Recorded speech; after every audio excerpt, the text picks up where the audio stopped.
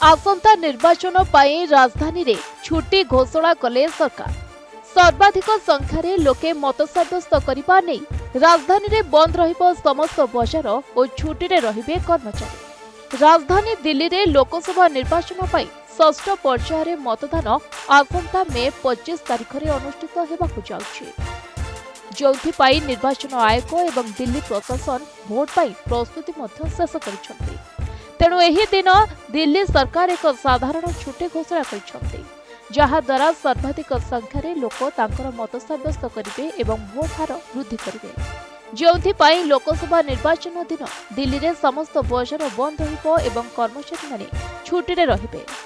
ए बाबतरे व्यवसायी संगठन chamber of trade and industry बजार बंद रखिबाकू व्यवसायी तथा समस्त बजार संगठन को आह्वान करिछि। तेरे शिल्पांचल गुड़िक भी छुट्टी रहिबो। एथिपाई लोकसभा निर्वाचन को दृष्टि रखी दिल्ली में मद दुकान 2 दिन बंद रहिबो।